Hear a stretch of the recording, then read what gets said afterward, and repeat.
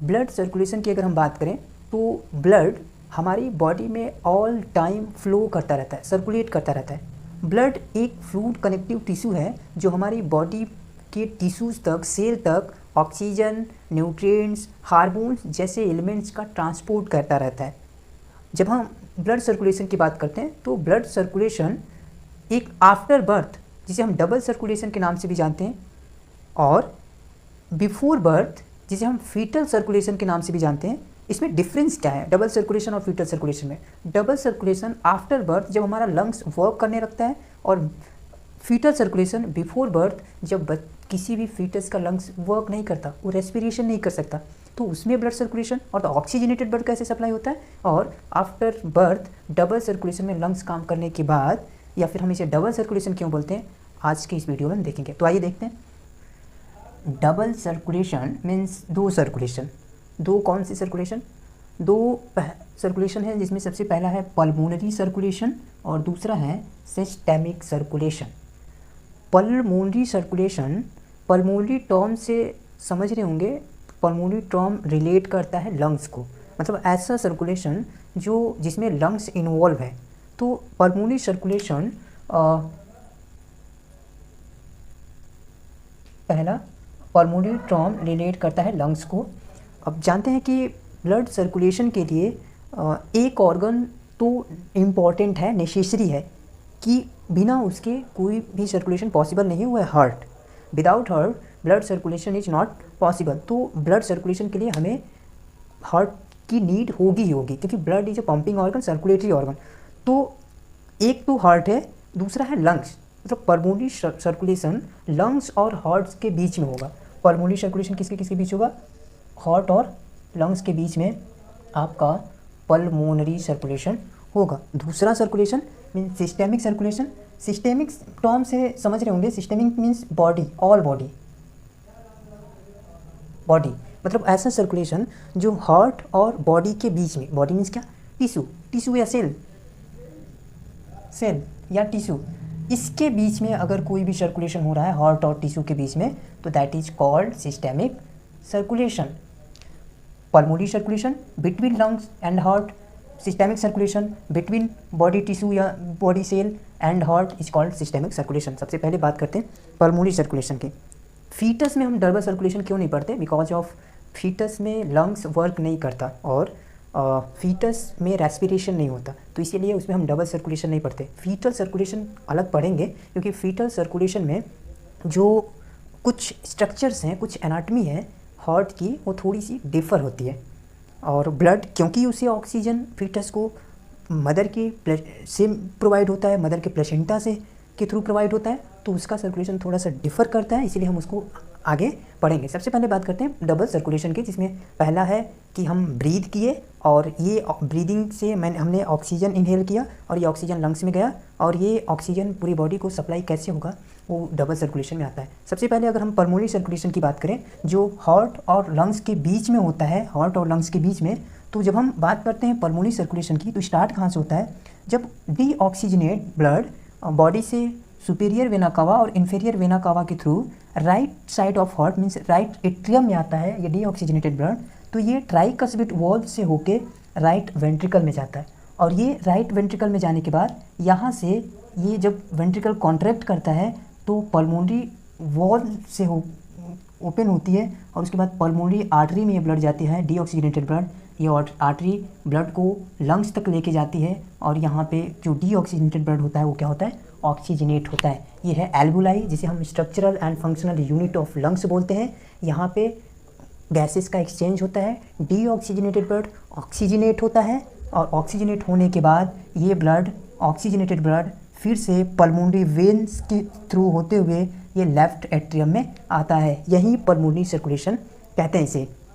समझ में आया? पल्मोनरी सर्कुलेशन कहाँ से स्टार्ट हुआ? जब कोई भी deoxygenated blood inferior part of body या सुपीरियर पार्ट ऑफ बॉडी से राइट एट्रियम में आता है, तो ये ब्लड ट्राइकस्पिड वॉल्व से होके राइट वेंट्रिकल में जाता है। उसके बाद ये राइट वेंट्रिकल जब कॉन्ट्रैक्ट करता है तो पल्मोनरी वॉल्व खुलती है, और पल्मोनरी वॉल्व खुलती है तो ये ब्लड पल्मोनरी आर्टरी में जाता है, और ये पल्मोनरी आर्टरी ब्लड को लेके लंग्स तक जाती है, और ये यहाँ पे ऑक्सीजनेट होता है ब्लड। उसके बाद पल्मोनरी वेन से होते हुए oxygenated blood left side of heart, left atrium में आता है।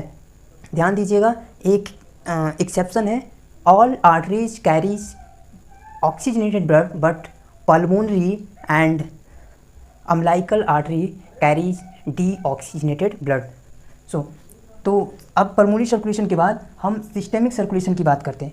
जब ब्लड लेफ्ट एट्रियम में आ चुका है तो ये ब्लड लेफ्ट एट्रियम से होके बाइकस्पिड वॉल्व के थ्रू लेफ्ट वेंट्रिकल में जाता है, और जब लेफ्ट वेंट्रिकल कॉन्ट्रैक्ट करता है तो ये आउटिक वॉल्व को ओपन होने से ये ब्लड आउटा में जाता है। आउटा जो कि लार्जेस्ट आर्टरी है, ये आउटा ऑक्सीजनेटेड ब्लड को टिश्यू तक, सेल तक लेके जाता है, और यहाँ पे ऑक्सीजन टिश्यू को प्रोवाइड होता है। उसके बाद ये ब्लड फिर से डीऑक्सीजनेट हो जाता है, और ये deoxygenated blood inferior vena cava and superior vena cava से होते हुए आपके राइट एट्रियम में आ जाता है, और यहाँ से फिर हमारा स्टार्ट हो जाता है पल्मोनरी सर्कुलेशन। अब हम फीटल सर्कुलेशन की बात करेंगे।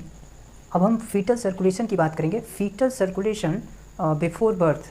फीटस में किसी भी प्रकार का डबल सर्कुलेशन नहीं होता, क्योंकि फीटस का जो लंग्स होता है वो वर्क नहीं करता, और फीटस में रेस्पिरेशन नहीं होता।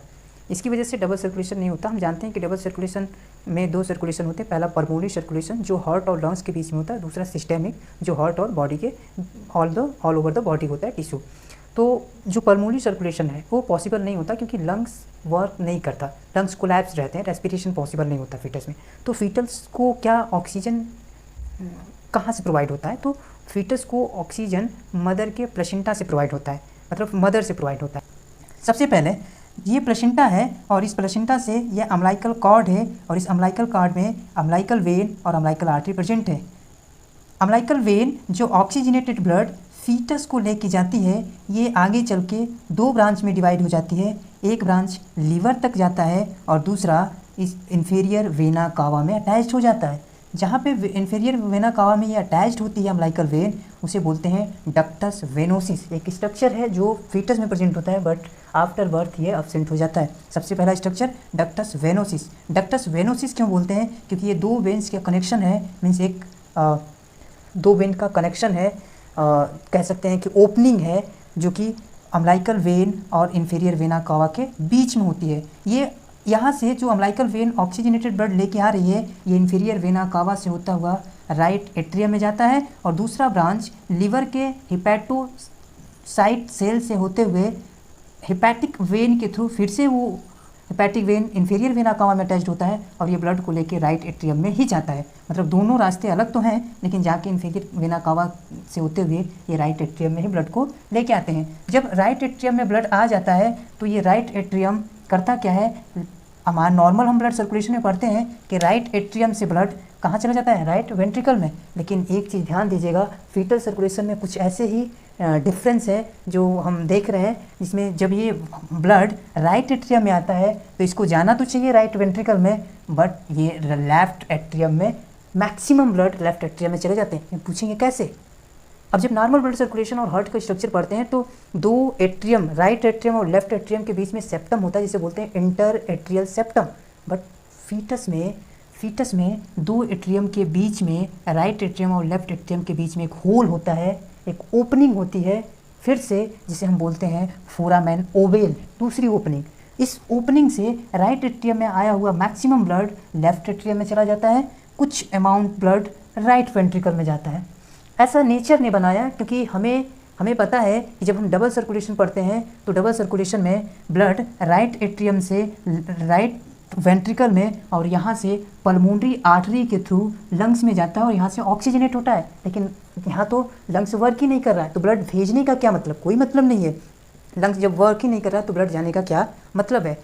तब हम देखते हैं कि मिनिमम ब्लड राइट वेंट्रिकल से होते हुए पल्मोनरी आर्टरी में जाता है, और जो कुछ अमाउंट 10% अमाउंट अगर हम ब्लड की बात करें तो ये जब आर्टरी में जाता है तो ये एक राइट पल्मोनरी आर्टरी और ये लेफ्ट पल्मोनरी आर्टरी, ये ब्लड लेफ्ट पल्मोनरी आर्टरी से जाने वाली ब्लड फिर से रिटर्न हो जाती है, लंग्स तक नहीं जा रही है, ये फिर से क्या हो जा रही है? रिटर्न हो जा रही है। ये ब्लड आ रहा है लेकिन ये लंग्स तक नहीं जा रहा है, यहाँ से वापस हो जा रहा है। किसके थ्रू? एक ओपनिंग के थ्रू। इस ओपनिंग को बोलते हैं डक्टस आर्टरियोसिस। देखिएगा, एक ओपनिंग डक्टस वेनोसिस, दूसरी opening foramen ovale, third opening ductus आर्टरियोसिस।